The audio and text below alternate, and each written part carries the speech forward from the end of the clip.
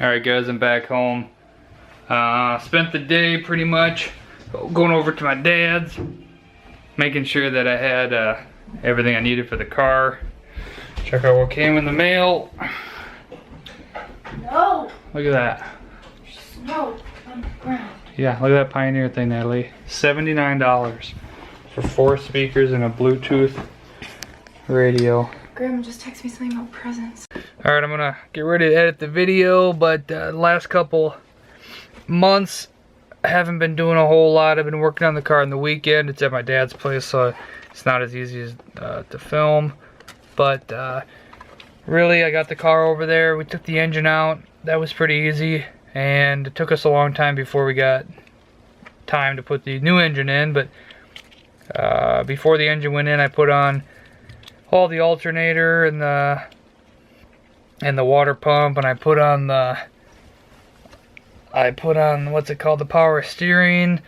I had to buy a lot of stuff, a lot of hoses, a lot of tubes, and once I got everything on, then I connected up the transmission by using the torque wrench and attaching the flex plate and the whole what's it called, inside the bell housing of the transmission, the torque converter.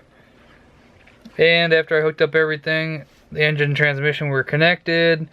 Then we decided to drop it into the car. The first time we put it in, there are these motor mounts on the 360 that need to be on the correct side of the engine block. So the first time we had it on the outside, and it was misaligned and it wouldn't go into place. And then my dad gave up, and I lifted it back up, and I took the motor mounts off again. And you have to do this with like a little wrench inside of there. You have to hold 2 wrenches and do it, and it's really annoying. And I moved it and put it on the inside, and then it fit in perfectly. And then my brother actually came and helped me one weekend, and we had attached all the transmission bolts under, right underneath like the driver and passenger floor pan. There's like the transmission housing that kind of like folds up and grabs onto the frame of the car, and you have to put all the bolts through there. That was pretty annoying. Once we got all that stuff hooked up, I had to run like the fuel line, and I had to find like a dual inlet carburetor fuel line, and I had just a lot of trips to the hardware store looking for bolts and pieces, and like I broke the ballast resistor, the little square that sits right on the firewall behind the distributor. And yeah, it's been a good journey so far. And I got it running pretty much with almost no help at all. Hooking up wires, I sadly just kind of put stuff wherever it was close to go, because I didn't do anything with the original wiring harness.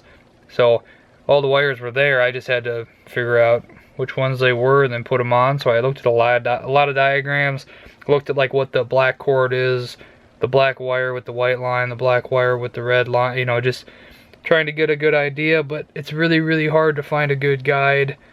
I ended up finding a forum where this guy posted like 300 pictures about, he bought all the remake harnesses, and then he said what everything was. So they kind of helped a lot, just seeing where pieces went. But other than that, I'll keep videos coming. The car should be running and driving soon. It runs pretty good. I need to get the exhaust done on it, because I just have the shorty headers on there and they don't swoop all the way back to the exhaust. So I need somebody to run a connector from the shorty header to the exhaust and like fix up the exhaust if there's any rust and leaks or anything like that in the weld.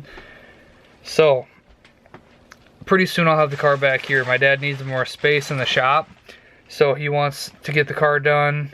We ordered a new floor pan that's supposed to make it so we can mount our console shifter. It's a whole nother process, but my dad also ordered a new steering column for it, just so we don't have the stick shifter on there. It's gonna be good. I can't wait to start putting this stuff in there and weld the floor pan and do all that. I got that new Pioneer speaker system I'll throw in there, because the other one was completely outdated, and I believe there's still an amp in the car too, so it should be sounding pretty good.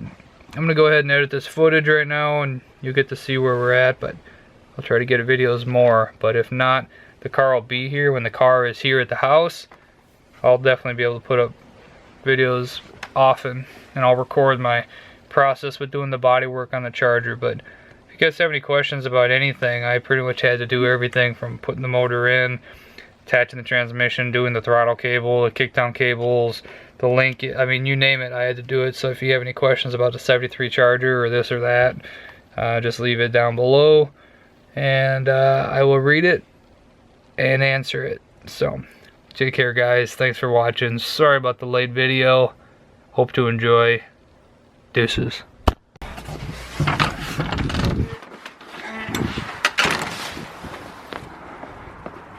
Alright, that stuff's going over to the building. This thing's coming here. There she is. I'm gonna put this on the floor pan and sit on it and drive this guy out of here straight backward. It's gonna be beautiful.